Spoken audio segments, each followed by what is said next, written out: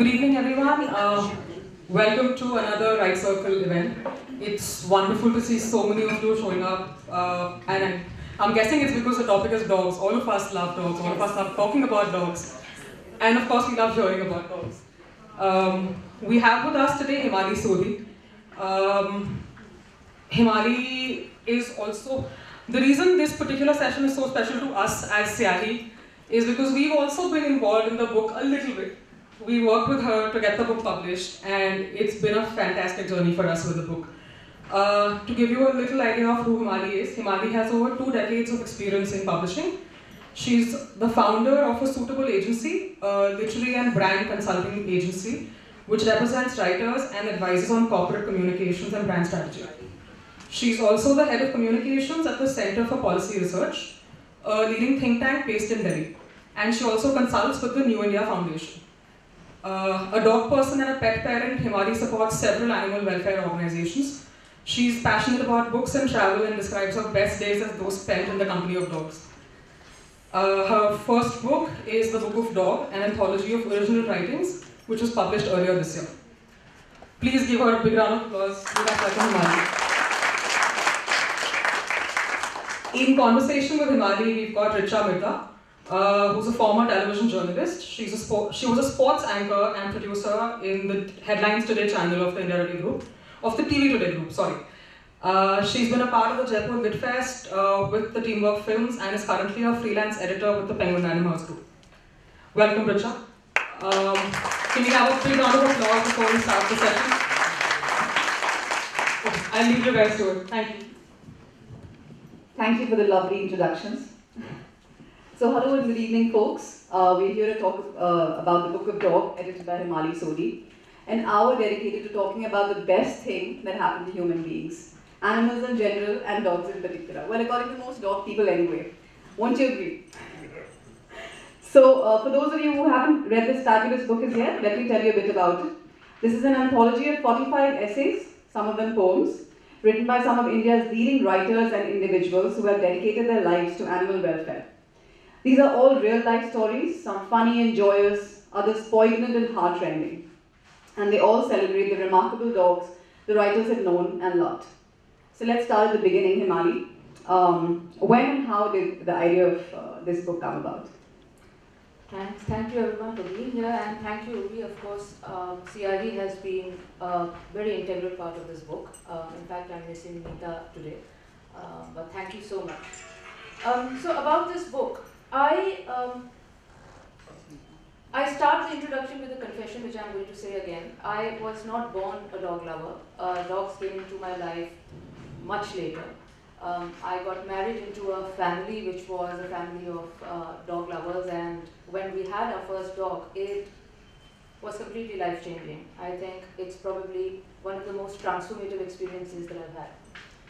And I think because I come from a background in publishing, our idea of expression always is books. So it goes back to, do we have enough books about dogs? We do, of course we do. But I just feel like, you know, the more you talk about dogs, you feel like there are not enough stories that are shared. And also what also happened was that a lot of my conversations with people after Simba, our first dog, came into my life, a lot of my conversations with people also listed in the book, this list of very wonderful contributors, was around their dogs. It was around their stories, it was around their individual experiences.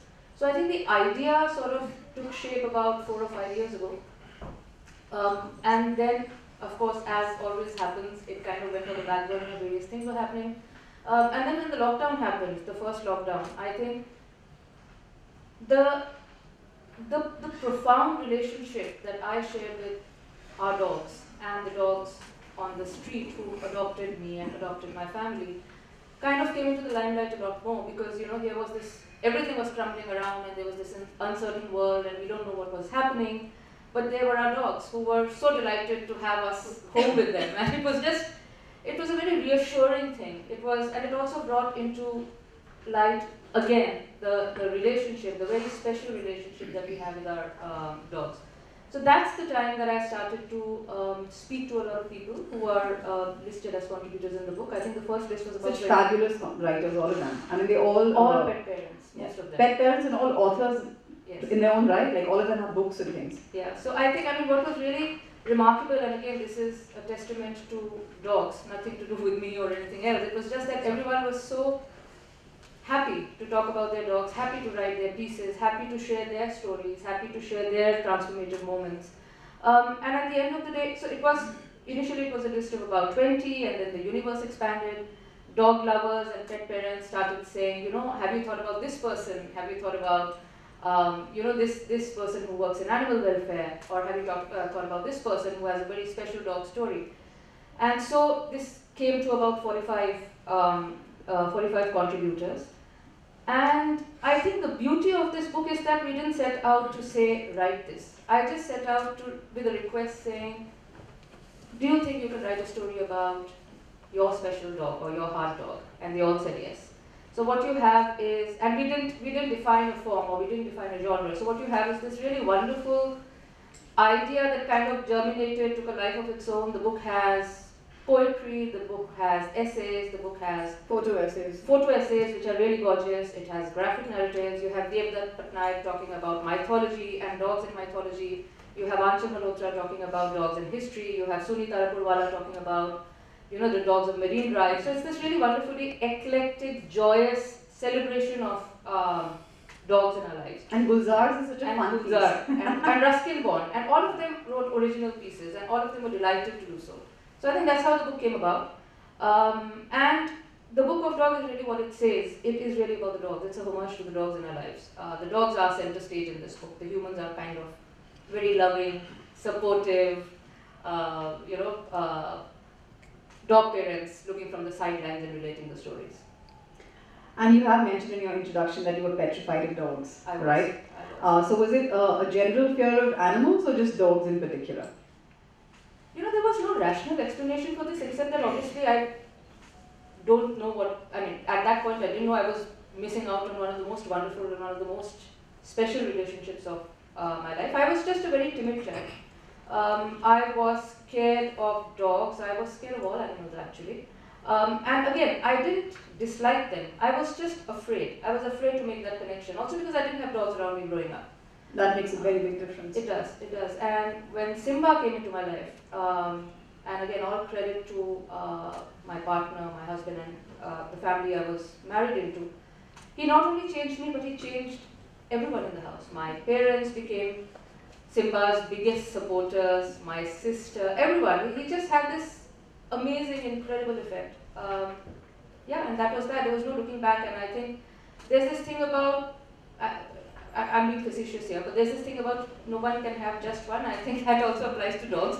We've just had so many dogs after that, and each dog is a joy, and each dog has a very individual personality. So tell us a bit about Simba. Even I had a Simba. They're all very, very special, but the first one, I suppose, tell us a story about it. Tell us a fun story about him. So Simba came to us when he was all of 6 weeks, and he was this chubby, golden, was he a lab? Delightful Labrador. And I think it was, and I go on to talk about breeders, and I go on to talk about breeds and the idea of breeds later on, because all those things kind of, all those questions, You think about all of that later, but Simba was pure joy. Simba was sunshine. He was also, I think we were blessed that he was actually a very calm dog. He was a very gentle dog. He was a very friendly dog. And he was just not only us. I think Simba was actually the apple of everyone's eye around. And it sounds ideal, ideal, but it really was. He was a very calm child. And Simba was particularly good with kids, my niece, and I think when I think about it now, I mean, a child growing up with a dog is actually, I think it should be mandatory. Absolutely. Absolutely. It just makes so much of a difference to their personalities. So I think we got really lucky with Simba. He was with us, and he traveled with us everywhere. So we used to go up to the hills. He used to go with us, and I remember this one time we went without Simba, and we got the coldest reception ever. Because everyone was like, okay, you're here, but where's Simba? So I mean, that is the kind of effect he had on people. What can I say? I mean, I mentioned some stories, but Simba was just, God's gift. Well, it is really special to have dogs, especially for the first time. I think a lab is ideal. They're just amazing. We have a golden retriever at the moment who is completely psychotic. She's just turned 4, and again, a bit of a rescue background, so there is that trauma.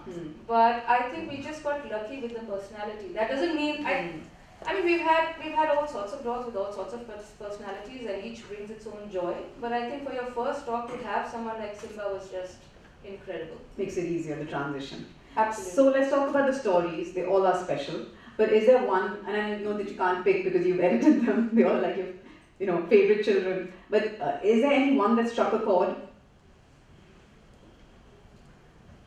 I mean, like you said, it's difficult to pick. But I think what is remarkable is, so that if I were to say the kind of stories there are in the book, there are broadly 3 kinds. There are the well-known writers, there's Gulzar, there's Ruskin Bond, there's Devdutt, there's Anchal, there's Anuja Chauhan, there's Shobha Dev. Then there are really extraordinary debut voices, and it's interesting how they came around, because I knew that this person has a very special relationship with their dog, and I was very curious to see what expression that would take if they were to write. And I think some of the standout stories in the book are, so there's one by Naomi Barton, which is incredible, because it's not just about her dog, but it's about how her dog in effect rescues her rather than the other way around. The dog becomes her emotional anchor, and so I think that's really remarkable. And then the third kind of story that's there in this book is from animal rescuers, because I think animal rescuers are actually people who operate on a different, very evolved plane. I mean, to do what they do day in and day out, to work in rescue, to see the heartbreak, to try and raise funds, go past it, is incredible. Not everyone can do that.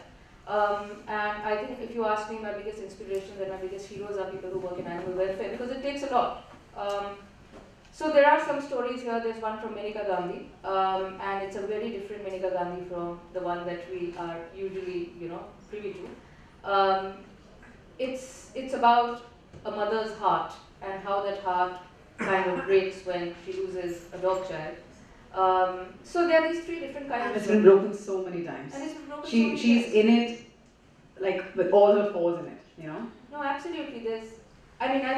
She, like I said, you see Maneka Gandhi a certain way, but when you see her doing her work around animal welfare, it's just a completely different personality, and she puts her heart and soul into not just dogs, but all animals. I mean, I think if there's someone who's kind of singularly actively put the spotlight on animal welfare in India, it is really her. And it's a wonderful story. Then there are stories by Atul Sareen, who runs welfare for animals in Goa. So yes, I think each story is very special. It's very difficult for me to pick one, but what I will say is that there is a story for every kind of mood that you're in. There are happy stories, there are sad stories, there are stories of, which is the nature of being a dog parent, there are stories of loss, but each story is a story of love. So that's where it becomes difficult to pick one. So coming to loss, so as pet parents, we all know the back of our minds that they're going to go before us, right? And like Anandita Ghosh writes in Kafka's Last Mango, one of my favorite stories in fact, a dog's full life is but a fraction of ours, a fact that all dog owners must willfully forget every time they bring a dog home. What are your thoughts on grieving for a pet? It's so difficult for, it's something that I've always kept to myself, when I lose a dog. It's so difficult for other people to understand, especially people who are not pet parents. And most people in this world are not pet parents. So what are your thoughts on this? I think it is exactly as you say.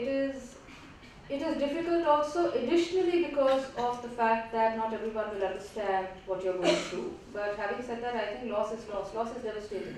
I don't think you can categorize. If you love someone, whoever that someone is, and if you lose someone, um, it's going to have a very deep impact on your life, as we all know, and it's going to change you in ways that you don't walk back from that.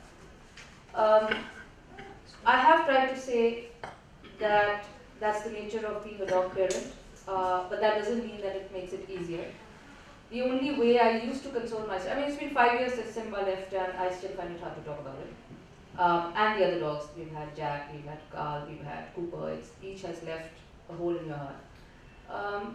But the only way I look at it is the time that they're with us, the joy, the beauty of that relationship is not something that I would trade for anything. And that's it. That's really it. It's just about dogs. Dogs teach you one of the most profound lessons, which is live in the now. Yeah, live in the now. You know, they live in the moment. They're not really thinking about what happens next. I assume. I don't know. And I think it's that. I think you just take what you have, and what you have is a lot. You have a wonderful relationship, and that's when it ends, which it invariably will. It will leave a hole, but you can't spend your life thinking about that moment, and not enjoy the now. Okay, now let's move on to some of the quirky things that Indians in general have, I feel. This irrational fear of dogs, please tie your dog, we're coming home. Or, the constant abuse that stray dogs face. Your thoughts on that? I think that, so like I said, one of the things is that if you grow up with a dog, it is different. As someone who was afraid of dogs, I try and understand the other person's position. I understand fear, I do not understand cruelty. And I think there's a big difference in being fearful and being actively cruel. The latter is not something that anyone would, accept or condone. But I think, so these are two different things. There is fear, and I think also that maybe we need to teach sensitivity for other species at a much younger age. We don't do that. I think there has to be kindness is elementary, and coexisting with other species and respecting other species is elementary. I think really is a question of how we communicate that. But yes, active cruelty, absolutely not. I think they have to be, there are laws, but I don't think enough people know what these laws are. And I think there has to be more awareness. Like I always say, this world belongs to all of us, not just the two-legged kinds, but the four-legged kinds also. It belongs to the birds, the bees, the dogs, all the animals. So absolutely. There's got to be kindness. So Cyrus, I saw Cyrus Rocha's interview with you. It was hilarious. And take us through He's actually one of the biggest animal lovers I know. Yes. He is just devoted, and behind that facade of this frivolousness and all, I mean, their beats are really, the heart beats for animals. So I completely agree with everything he said. You get invited, your dog doesn't get invited, and you have these strange names for dogs. Yeah. Take the audience to the four commandments according to Cyrus Rocha. So Cyrus Rocha talks about 4 commandments, and he says because this is a book about dogs, because dogs have a smaller attention span, I'm going to keep it to 4 and not 10. And do you want me to actually maybe? Yes, read it. Some of them? If any of you have the time, you should see the interview on YouTube. It's absolutely hilarious. And he makes a lot of succinct points, very pertinent, in a very funny way, which is his signature, I suppose. And the interview, of course, went off very well. And gets away with it. Not many people. He gets away with it.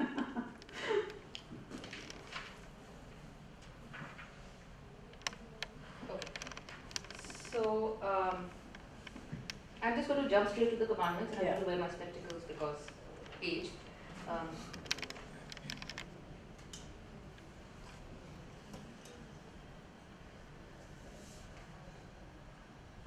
So he says, my name is Cyrus, named after the great king of Anshan, himself a huge lover of dogs. But rather than the word lover, which has too many connotations, some natural, some unnatural, but very few allowed by law, I prefer the word admirer. I'm what dogs like to call a dog fan and admirer of dogs. Then he talks about his German Shepherd. I'll go straight to the commandments. Dog people, this is for you. Thou shalt not love only thine dog. No selective dog loving. Or only dogs that are famous breeds. Don't make me go all civil rights on your glutes. And don't you dare wag your tail and look at me like I'm a giant biscuit filled with cream. I've been called worse. To like one dog and not another, based on breed, economic conditions, housing, height, weight or hygiene, is simply dog racism. For God's sake, treat dogs better than you treat people. In fact, think of the famous tennis term. It best explains the relation with dogs. Love all. Having said that, it's not completely beyond the pale to casually mention that your Saluki is faster than Rajesh's Pomeranian. I mean, that's just a fact, not actual racism. 2. Walk thine own dog. This is my pet peeve. Middle class India is rife with dogs who aren't looked after by the owners. Amongst the notable crimes against the canine fraternity, not walking your dog yourself ranks above manslaughter and just below genocide. See, he gets it. During the lockdown of 2020, I saw enough neighbors still not walking their dogs. So you won't walk him even if you have nothing to do. That's the value you place on, apply suitable French accent here, Monsieur Doggy. I once had a neighbor, let's call him Mohan, who'd give his old Cocker Spaniel to an even older infirm man to walk. Both looked like they were on their last legs. Which of course is still better in the dog's case because he has 4. Dog people, I cannot stress this enough. Walk the doggy, feed the doggy, groom the doggy yourself. Or will away your house, property and money to your domestic worker and stay in your room, which I'm assuming has Wi-Fi. 3. Thou shalt not give thine doggy exotic names. Especially if they are going to be looked after by and kept with the paid workers of the house, which is just an extension of the previous malady. Just to be clear, grandparents and spouses are unpaid workers. Children are neither paid nor do they work. I once knew a paid worker who walked a jolly Labrador who for some reason he called GS at the Oval Maidan. One day, the lazy owner actually showed up. Turned out GS was christened Zeus, god of gods. Alexander becomes Ogander. Steel turns out to be Esteel. If the doggy is to be cared for by the worker must be allowed to choose the name. And we all know that India needs some more names other than Kalu, Julie, Tommy, Moti and Biscuit. And the 4th commandment, thou shalt not hate a dog. Dog haters, they walk amongst us, the embodiment of evil. In my mature view, 2 things stand out. A, they are horrible. B, they suck. Their list of hateful behavior includes 1. Pulling their children away from dogs in a theatrical manner, which is what you were referring to. 2. Saying, hey, hold your dog, which means they think you are the local sociopath who purposely leaves his over-aggressive dasher in the lane to kill all the overweight people around. I know, right? I mean, have any of you faced that? Any of you who've got dogs? Please tie your dog, please tie your dog. I mean, if they're going to bite, we'll obviously do something about it, 3. Inviting you over but not your dogs. That's just plain poor etiquette.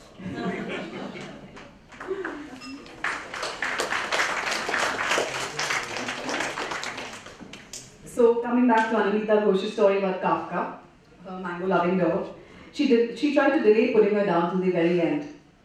And euthanasia is just such I know a lot of people who just don't do it for whatever reason, like moral or the way the Hindus think. So what do you have to say about that? It's a very individual thing. I think as long as the only thing I'd say is that euthanasia should obviously just be used if you think that there really is no other way and the dog is beyond help or is suffering so much that there is no coming back from that. But honestly, what goes through a dog parent's mind is not, I would respect that. I think it really is up to them as long as it's a responsible decision and not because you don't want to take care for the dog. And done responsibly and not because you can't be bothered. I think it really is about the comfort of the dog. The dog's not going to unfortunately be able to tell you at what stage the suffering becomes unbearable. You can see it. And I can understand how difficult it is, but like I said, It's really up. It's a very personal decision. So these stories touch upon practices like dog shows, abandoning dogs, mistreatment, poisoning, basically cruelty. So how do you think we can change this mindset? Can we change it? What do you think about this? Hey, I just edited a book. No, I think it really is about. So, for instance, one of the things that we see a lot of times is that there is a lot of dog residence conflict, and we see that a lot of residential colonies, especially gated colonies, and it basically starts from there. I think the idea is that, like I said, you have to okay, so there are two parts to this. People who feed dogs also have to have responsible areas for feeding and neutering and do all the things that are responsible. But I think that people also have to be educated in terms of respecting a dog space. Respecting the fact that these are not curios hanging around. I've heard ridiculous things like, this dog is not making this locality look good. I mean, what's that about? Who are you? I mean, So yeah, I think there has to be a genuine conversation. There have to be more conversations. But I think also that people have to be aware that they just can't get away with cruelty. Like I said, there are laws, but not everyone knows what those laws are. So I think it's really a combined thing. It has to be taught in schools. It has to be, people have to have those conversations in their welfare organizations. And I'm hoping that some of these stories, for instance, when people read stories of rescue, or when people just understand elementary that a dog is not something to be afraid of, some of that fear will probably go away. But yes, there is a lot of work to be done. I wish I had one answer to that, but I have a feeling it's not that linear, or it's not that simple. It's just that you have the will to educate, you have to have the will to educate other people and talk about this whole, Children to start with. Absolutely. I think that is really... Sensitized children. Yeah, and I mean, no offense, or maybe there is offense here, but children can actually be really cruel. Very cruel. Mindlessly cruel. And I think that sensitivity and that respect, it's also about respect for another being's space, really has to be instilled in them. If you can respect your elders, or if you have rules about how you interact with other people, why does that not extend to other species? I think it is the responsibility of every parent, it is the responsibility of schools to instill that. So yes, there is a lot to be done in that area. I remember a neighbor of mine, I'm digressing here, but a neighbor of mine wanted to send her son across so that he could play with my dogs. And all he was interested was in seeing them tied. I never tied them, they didn't even have collars. Like, auntie, please tie them up so I can, pull their tail and, do something with their ears. I was shocked and horrified. Sent him right back, needless to say. No, it happens a lot, and I think the problem really is that you have to teach respect. That's not just for kids, that's also for humans. I mean, small example, when someone says, I want to come and play with your dog. That's fine and that's great, and I think that's a great step in terms of initiating that interaction. But at the same time, you also have to respect the dog space. The dog may not be in the mood to play with you. The dog may have just woken up from sleep. The dog may not be feeling well. I think that respect has to exist. The respect of space for other species has to exist. And I sound like sometimes I sound like this half-crazed lunatic who goes around saying you must do this, but really, what does it take? I mean, what does it take for people to actually just, spread that message? Absolutely. So now many may not know this, but the Indian native dogs, or Indies like we call them, are considered to be some of the world's first domesticated dogs in the world. They appear in prehistoric cave paintings and in 5,000-year-old terracotta figures from the Harappan civilization. At last count, there were 35 million Indian native dogs in India, a huge number. Your take on Indies versus highly pedigreed and breed dogs? I think this is an ongoing debate, and I think a lot of work has been done around this as well. The fact that a lot of animal rescue organizations and animal rescuers, and even a lot of people now look at Indies as dogs that they want to adopt. We've had Indies, and they've been the most loving, the most resilient, the most remarkable dogs we've had. But I think, it's also about adopting dogs in general and not buying them from breeders. There are a lot of breed dogs also who get abandoned, and sure, they probably find homes easier than indie dogs. But I think the whole thing has to start with adoption. The whole thing has to start with spreading the love for indies. And I think a lot, like I said, a lot of the people listed in this book have indies. Yes. A lot of the stories are around indies. And I think that is probably changing a bit. So there are numerous stories that mention the distrust the dogs have towards human beings because they've been ill-treated. Maneka Gandhi, Jai Arjun Singh. The Shani Doshi story mentions that 400 dogs were given cyanide by a village, Panchayat, close to where she stays. 400. This amounts to hate crime, genocide almost. So her dogs were poisoned too, and the only dog to survive was Bagheera in the story that she's written, who didn't trust humans. And this is what she says, she asks, what good has it done a dog to be a man's best friend? Kutta is in abuse, dogs are run over by cars, they starve during COVID, are almost shunned. So, I suppose, there has to be this, this conscious effort to change this mindset. Yes, and I think, there are enough dog lovers as well. I think there is, it's not all grey. There are lots of people who actually work in this area, but yes, this casual cruelty has to change. This thing of you can actually dispose of a living sentient being has to change. And I think that's, a variety of factors go into that.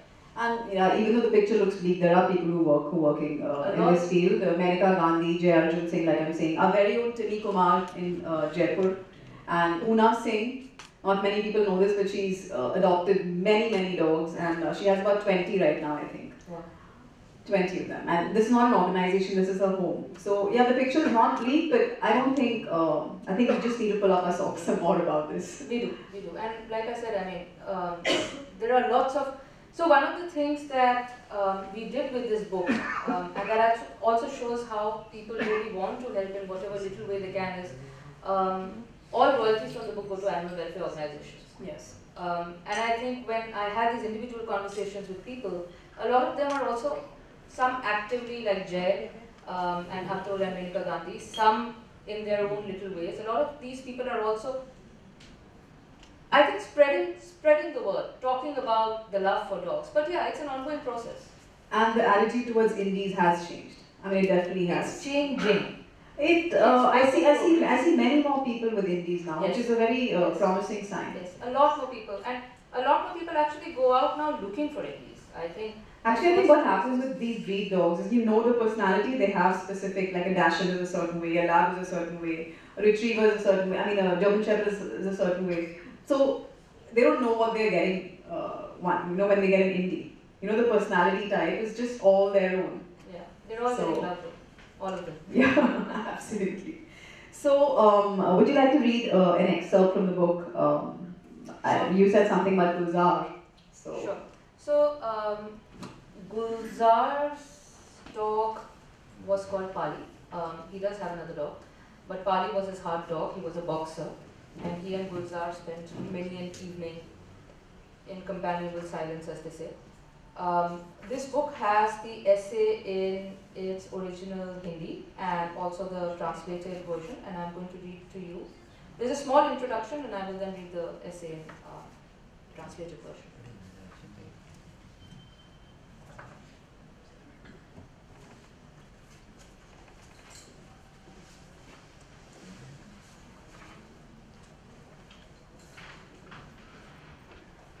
Pali was not a dog.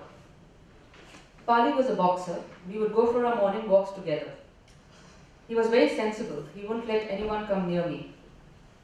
After we returned, when I sat on the balcony with my tea, his dog would be put there as well, and he would have the same biscuits that I had.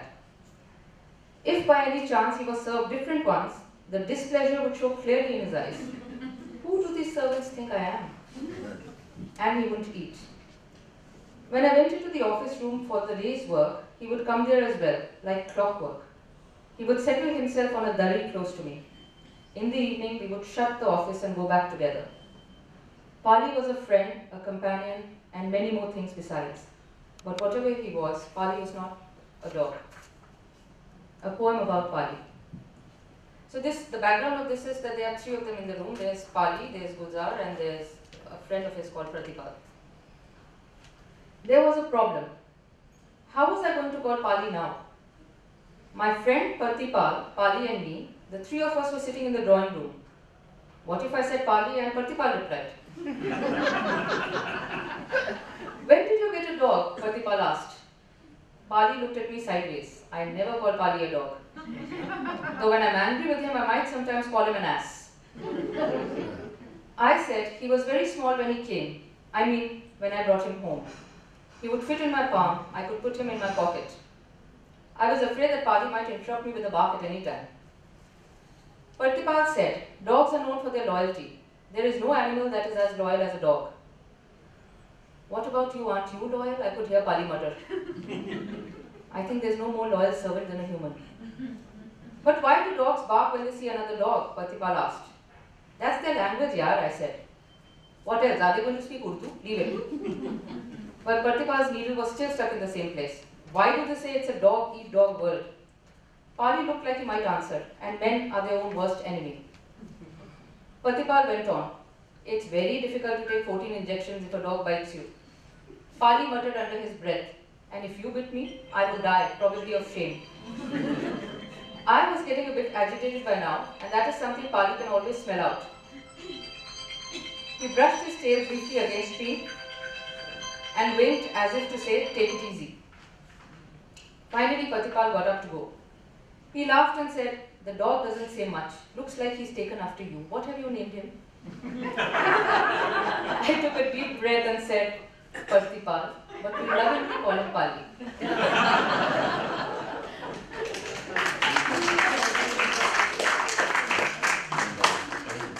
So on that fun note, should we open it to the audience? Do you have any questions? Or stories about dogs? Love to hear them.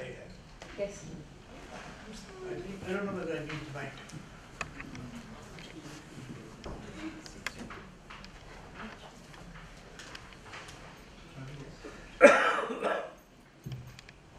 Enjoyed your talk thoroughly. It's so close to our heart talking about dogs.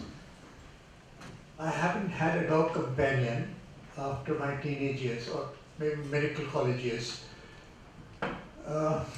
One of the issues that has always interested me is when a dog and a newborn child is born in the family.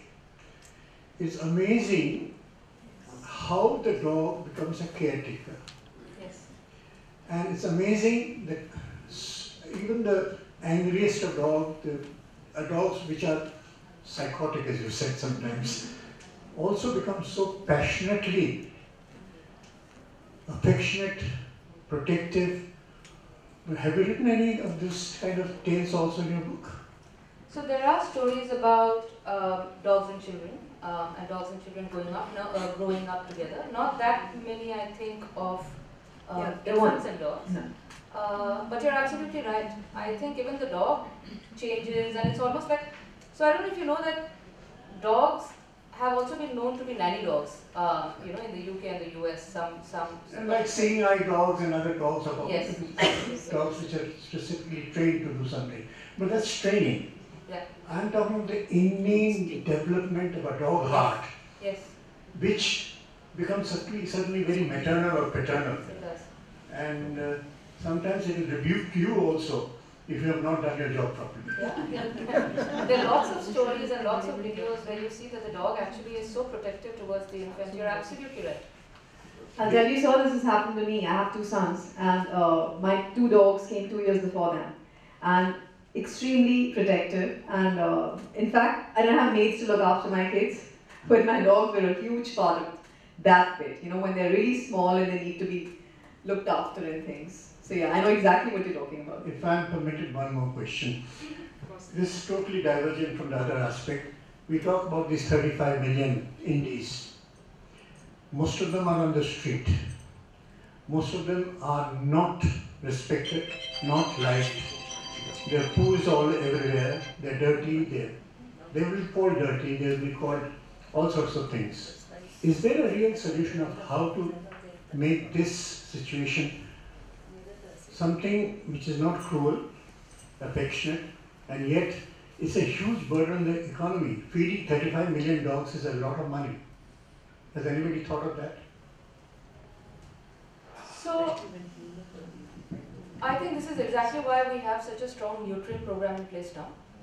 And I think it is just responsible to neuter dogs to ensure that they don't, populate more. And you're right, a lot of these, it breaks my heart to say, but they are unwanted dogs. Again, two parts to this.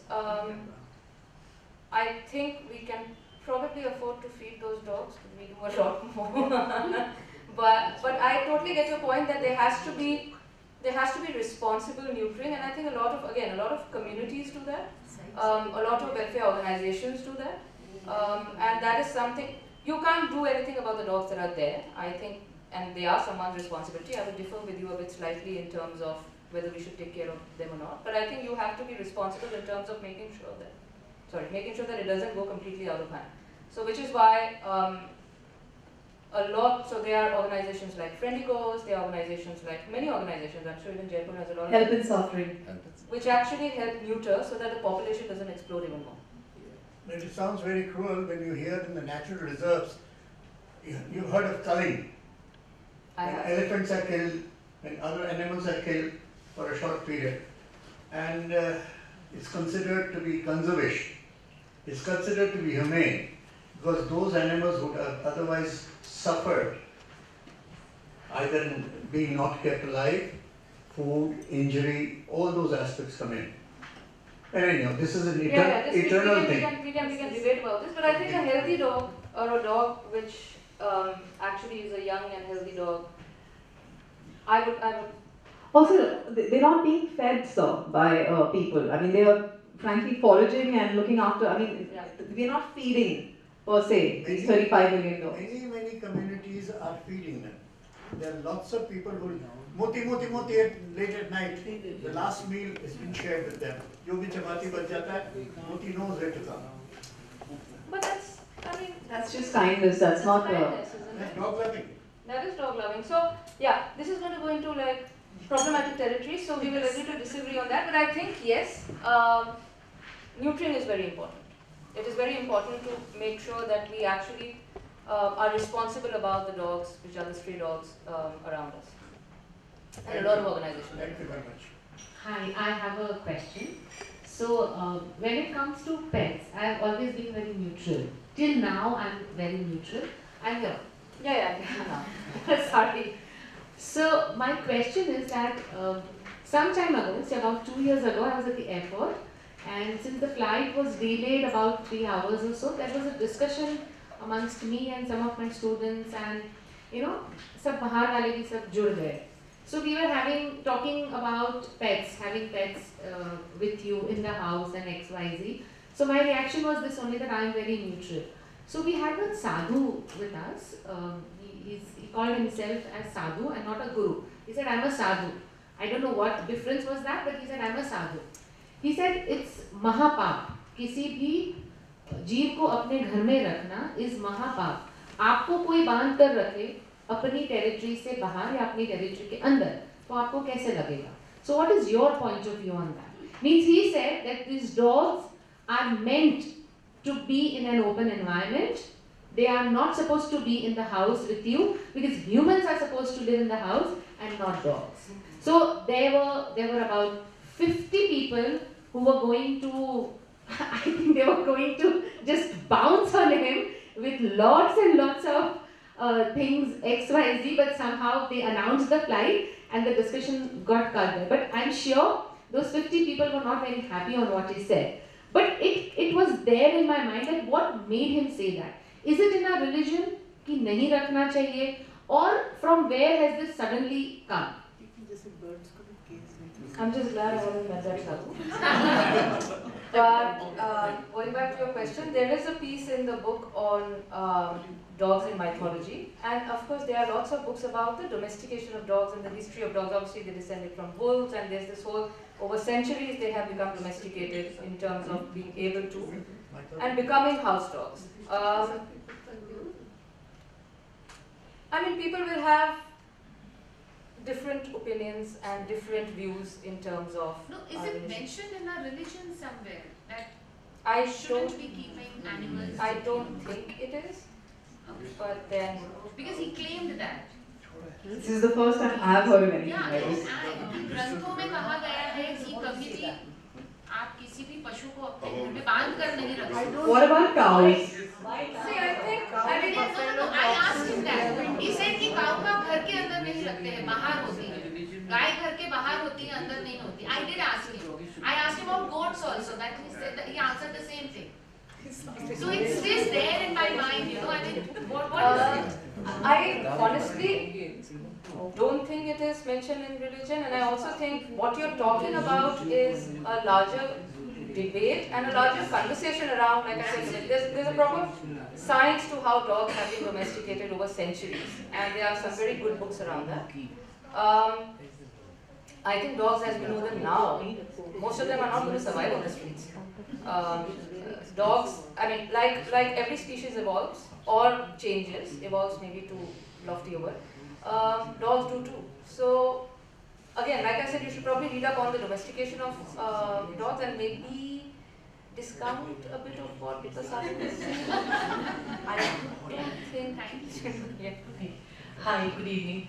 Thank you so much for such an adorable account on dogs, because this is one thing I'm a pet parent. I call myself a parent of 3 boys. 2 are 2-legged and 1 is 4-legged. So I have 3 boys in the house. Lovely. So my shadow, I call him shadow, because he walks, I got him when he was 1 year, 1 month old, and he walks with me like my shadow. So I named him Shadow.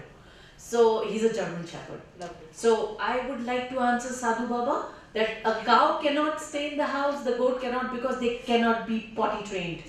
They will poop when they want to. And unless you're A living dog by, can be yeah. potty trained. Yes, that's unless you're living in Antarctica or something, I don't quite think you can. Yeah, exactly. Yeah. And why tie a dog? Living in a house, getting a kennel for your dog does not mean you are confining them in a cage. Do not keep a bird. You're caging a bird. Absolutely. Yes. I agree entirely. So do not, I think even a fish tank is cruel. Even keeping and any other animal in the cage is cruel. Now my question is something else. I was just getting carried away because I don't believe in Sadhu Babas. They shun life and I don't believe in them at all. So my question was that there has been a strict law against hate crimes, especially for dogs who live on the streets. But still in India, people do not agree to that. They will bring back, they fight their neighbors. There are people who would feed the dogs, and I have frantic calls coming to me from my friends, what to do? These people are doing this, that and the other. Maybe you can file a case. Protect the dog. So how do you think we can educate such people that yes, they are also living beings and they have a right to live and a respectable life? I think it's well, in a lot of cases, it's the question of the community. So I know that the laws do exist. Some of them are a bit kind of outdated in terms of, I think it's still like, unless that's changed, it's still like 50 rupees of penalty if you actually are cruel. So I think the laws also have to change. But I think more than that, it really is a question of the community educating the community. How else would you do it? If you have, like for instance, there are several dog lovers here. If we went and took on the responsibility of educating people that we know in our community or in our family, that's how it's really going to perhaps change. It has to be at a very elementary, at a very granular level. But I do think, yes, that people also have to be aware that there are laws, like I said earlier. But there are mental blocks also. Like my mother-in-law used to say, तुम कुत्ते के साथ कमरे में कैसे सो सकती हो? उसकी सांस तुम्हारी सांस के साथ मिल रही है, तो तुमको बीमारियां हो जाएंगी. Now what do I answer to that? I mean, invite her in one day. She's in heaven now.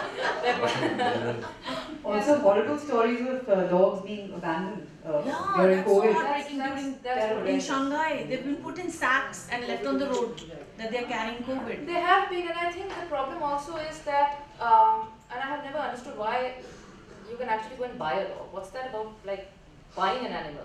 There are no licenses, there's no education, it's as simple as just going and paying some money and getting a dog home.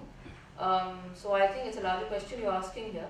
But in terms of people's mentalities, I think, they are what they are. You can just do your best to educate them. You can just do your best to spread the word.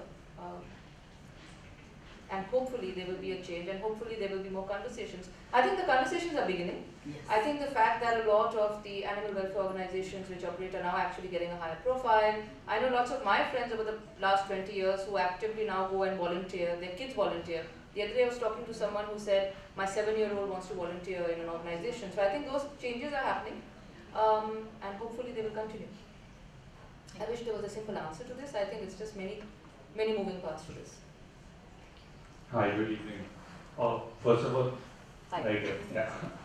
So thank you for the brilliant talk. I mean, it was amazing. I'm a dog lover, and I've had dogs since the time I can remember my childhood. And there was a really interesting thing that you said that it should be mandatory for people.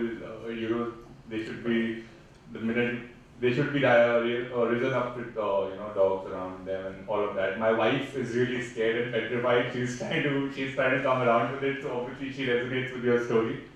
But my question is an extension to what the lady just asked before me. I mean, I live in a high-rise society, and there are every day when I go for my workout, I see these families who have really kept dogs well. I mean, but when they're out on the leash with them, I don't see them treating them in the best way. I mean, not absolutely cruel, but so I've read a lot on dogs. So generally like pulling them and like hargawing them in the right way. Yeah. I mean, and coming, and obviously generation gap. What I'm talking about, people I'm talking about are like 20 years over my age. And, I mean, I just wanted to ask you, because since we're having that conversation, how to communicate to people politely. Although I am really good at communicating, I consider myself like that. But I mean, it's a very sort of a personal space to tell them, "Yaar, kya kar rahe ho? Matlab, khicho mat." Like, and also not offending them, because obviously I'm living right beside them. So yeah, I just wanted to I know, and you will not believe the number of people I have offended. I think when you see something that's actively cruel, like I said, you do have to call it out. If you think that you can actually have that conversation, maybe gently, and say, listen, I think you might be putting too hard, then you must have that conversation. A sensible person, one hopes, will take it in the right spirit, because I think people sometimes are not aware of what the right modes of interaction are. It's not, deliberate. But I just go and have those conversations with people. A lot of them are unwelcome, but so be it. At least you've kind of told them that, what you're doing is probably something that is not right. So that and a small anecdote from Cyrus's 4 points. So back in the day we had a boxer. We always had boxers, and I mean, coincidentally, because they were coming from the same. They were all in the family. So in 2008 or 9, we had a small boxer, and he was really active, and he was running around. And my dad, was a big fan of Virendra Sehwag at that time. He's like, "Isko Viru bulayenge." So that's a small anecdote I wanted to share. So we had 2 boxers, and they are. I mean, I have not met similar personalities in any other. Yeah, we've had 4, starting from Doofus, Biru, Mirchi. Now we have Mirchi, and before that we had Budo. Mirchi. Cyrus will have you nailed to a post. Yeah, and I was, and you know what? I very soon, if we get another one, and if Mirchi has a long life to sort of live right now. She's only 3.5. We're going to call her Shimla Mirchi. So our boxers were never static, they were always a blur. You just used to see them flying around the place. One of them was, his mission in life, Jack, his name was Jack Sparrow because he had one eyebrow. And his mission in life was to wait for that squirrel, and he thought that squirrel would actually come down one day. It never happened. Mirchi plays with monkeys, she's talking to them and we don't know what's happening, but we really enjoy it from a distance. Yeah. Coming back to your question about how you tell people, I've lost count of the amount of people I tell while they're walking. I call them out, and I'm like, please make them wear a body brace instead of a collar, because that's just a better way to walk them. And some take it well, some give me dirts. Big deal. I've done what I had to. So that should be the spirit, I think. Thank you very much for a very entertaining and a very illuminating session.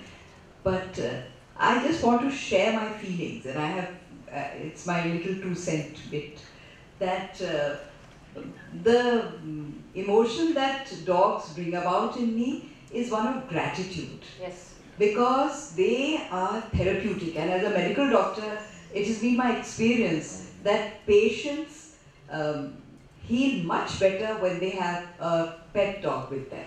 Somehow they understand when they need to be petted, when they need to wag the tail, when they need to lift the mood, and it actually helps. This is proven. I have not done any studies on it, but in my experience I have seen that dogs are therapeutic, and I have a lot of gratitude for them for this.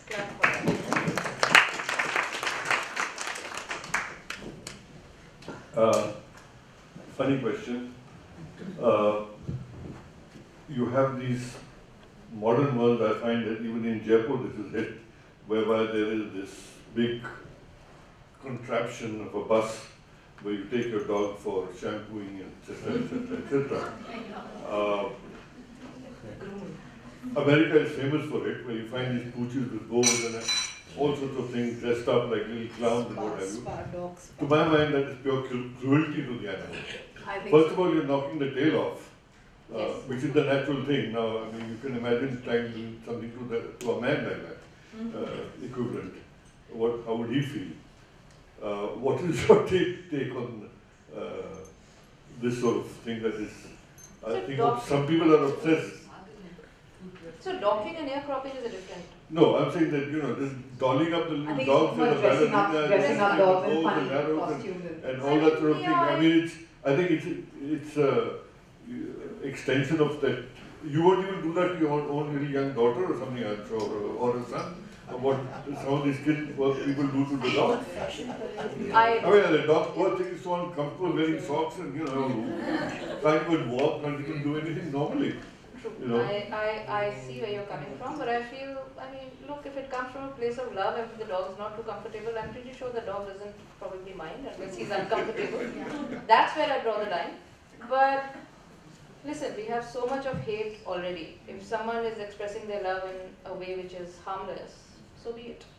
I mean, I differ in that way. But yes, so coming to this whole grooming and these vans and everything, I get that a lot of people can't give their dogs a bath at home. I don't know why they should. Yeah, I don't know why. I personally am kind of wary of that simply because the dryers are so loud and dogs have such sensitive hearing that I always feel like they must be so petrified sitting in that van. So yeah, I mean, I find that aspect probably a bit cruel because I know that it's a shut van and the dryers, the sound of the dryers can be overwhelming. And it's strangers bathing you. And it's strangers bathing you. So yeah, there is some element of, I think, that is probably a bit cruel. But again, I think as long as the owner is with them, the dogs see a familiar presence, maybe that's the only way that they can actually groom the dog. But I would tend to agree with you with it. If the owner was being shampooed and done together, the dog wouldn't win. One last thing. Yes. I come from a family of very ardent dog lovers. In fact, one of my uncles, he had a dog, and when he married his son off, so there was, in the RSVP, there was Shane Bagrata written there, the dog's name. Anyway, that's the thing. I've also got this book and I've gone through some of the stories. I found some of the stories are really very, very heartrending, especially one by Kamini Vajpayee, that's about Kishmish. Ananya Vajpayee, yeah. Kishmish and the last one about Kafka, the mango lover. Yes. They are really very heartrending. Suppose you were to write a book yourself, you know, a story about a dog. Would you find it very interesting to write it in first person when a dog writes, first person as a dog? You get my point? It's a dog writing book. I do, and there are actually quite a few, I think Jerry's piece is in the voice of a couple dog. of them, yeah. Fiona's piece is in the voice of a dog. Because I think if we think from their point of view and if we write it, maybe obviously it will be fiction or feeling from their point of view. That would be probably very catchy, and I think there are some movies also from that point of view. There are. Personally, I would feel like I would be a very evolved person if I could understand what a dog is. No, then only if you get into their thoughts, I know. then and only then you will be able to. Yeah, that's interesting. I mean, there are books like that. Like I said, the pieces here are very nice, but for me, to me, the story is really about the way dogs have changed me. So I would not presume to write. I think I would be crossing a line there. Maybe I'm just overthinking this. But yes, there have been stories written in that. I just feel like to think like a dog and to be like a dog means that you're a very special kind of person. I'm not that person. I think very few humans are. Thank you. So from any more questions? Yeah.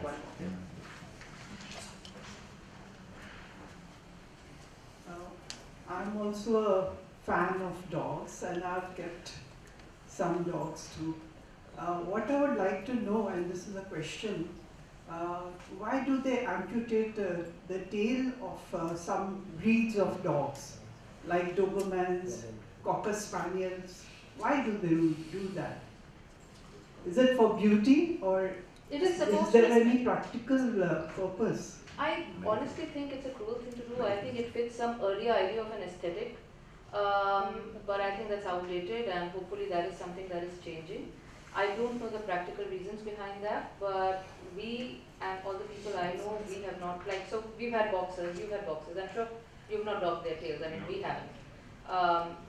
But yes, I think it's a traditionally handed down thing where a lot of breeders... I think it's a dog show thing. Yeah. It's a dog show thing. It's supposed to fit an idea of an aesthetic where internationally dogs also go for a lot of these shows. But I think that awareness around that is building up now, and people are trying. It's not just the tails; it's also the ears. You have prop tails and all. I personally think. Don't you think that's cruel? Yes, I absolutely do. I think it's very cruel. I think you can't do that to fit your idea of beauty, whatever beauty or aesthetics are. But I think this is something that's been going on for several, actually decades, centuries. And no one knows why it is being done, just for beauty? I think it was basically for the visual effect. I don't know if there was actually any other reason behind it. They might. I've read about it. It was basically in the back in the day. It is done to hunting. Sorry. I think it was also some dogs were hunting dogs, and they thought that cutting them would probably make them run faster. There's one theory there. There's an aerodynamic theory, that one that you're saying. Yeah. The other one, I've spoken to a few trainers. I mean, all the people who, and also a few rescuers. It was so for the first boxer I got, I was too young. I was in class 2 or 3. I didn't have the sense. I was just starting to be aware that her tail was cut because from where we got it, he had adopted it. But the theory behind it is that and then you would see street dogs का tail कटा हुआ. You only see जो घर में. The reason behind it is कि पुराना theory था कि उनको tame और आसानी से करा जा सकता है. So that's the thing. So it's really sad. I mean, it's really good. So obviously after that we've not gotten, nothing has happened as such, and I keep educating people about it.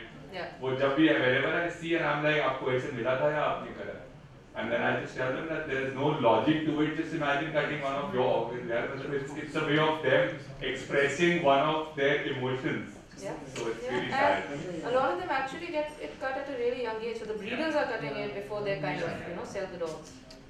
Yeah. Any more questions? I find dog shows also very cruel. Dog shows should be banned. So there's a story here about not dog shows, but the author who trained you, dog training. Yeah, but also a story about racing. So greyhound racing. Greyhound racing, yes. And how it's like really cruel.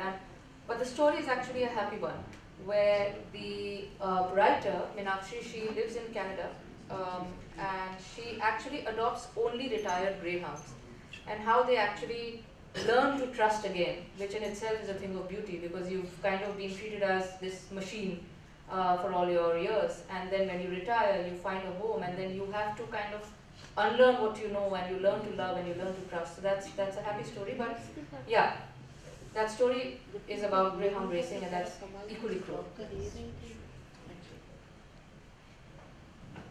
That's it. So, would you like to read another excerpt since you read them so well and everyone's enjoyed them so much? Sure, I mean, we have time. Yeah. So I will read a bit about Rufus in this. Rufus is one of the dogs that the author had when she was a child. And a very beautiful dog. Once, a boy from one of the 2 or 3 villages that surrounded our bourgeois enclave made so bold as to kidnap Rufus. Remembering the long-lost Bhalu, my mother became frantic with worry. The presswala and the sabziwala and various other neighborhood informants told us that Rufus had been seen being carried away on a bicycle that was heading towards the flour mill in the back of the colony. We jumped into our car, although it was not far to go. I think my father drove because my mother was hysterical with anxiety. I sat in the back seat, Mama's alert lieutenant, and scanned the streets for the slightest sign of escapee sable fur, a rickety gait, a Rufus lost, unstable on his little legs, trying to find his way home or fruitlessly giving chase to some prey far larger, nimbler, faster, and more sure-footed than himself. Finally, we arrived in the village behind the flour mill. Lo and behold, our hostage was tied with a thick rope to a jute charpoy, happily drinking creamy buffalo milk out of a tin bowl. Cow dung, threshed grain, and wood stoves gave to the air that rustic smell I now associate with childhood, old India, gone forever. The villagers had surrounded Rufus, utterly smitten with his miniature perfection and his toy-like appearance. They were not openly belligerent, but were clearly unwilling to return him to us. The village headman, the kidnapper's father, shamelessly offered my mother money for the cuddly dog. She was livid with indignation, even though everyone else seemed very amused. She untied her errant pet, hoisted him up unceremoniously with milk still dripping from his whiskers, and ran back with him to the waiting car, while my father expertly backed us out of the scene of crime. When Rufy was stolen and found drinking buffalo milk became part of street lore for all the years we lived in that house. We would roll with laughter remembering the whole escapade. Such a little fool, my mother would say. That buffalo could have knocked him down with a flick of its tail. Where did he think he was going? Leila would never have been lured away by uncouth strangers to gamble in cow dung. Rufus routinely got his fluffy head stuck in the flowery pattern in our iron gate, or got stuck in the storm water drain that ran under the driveway. Perhaps memory is playing tricks, but I could swear that his twin rolled her long-lashed eyes and puckered up a button nose at his ridiculous antics.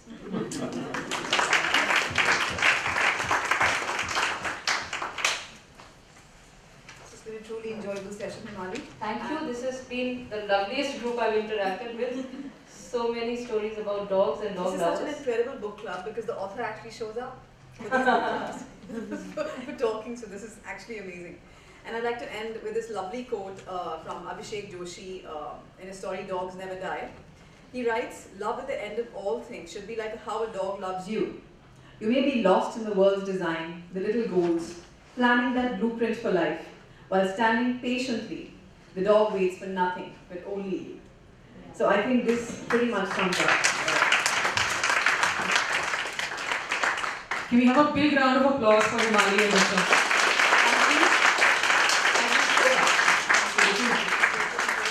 Thank you, Hemali. Thank you, Richa. This was a wonderful conversation. I'm sure everyone here agrees with me.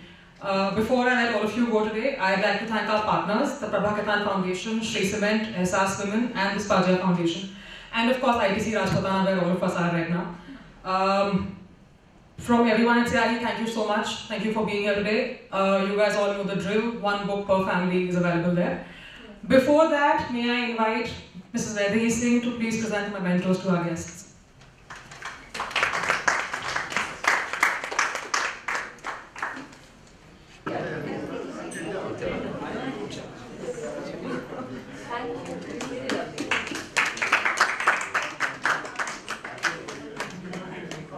Thank you, Vedhi. Okay, all of you almost already got your books. Hemali is here to sign them for you. Thank you so much.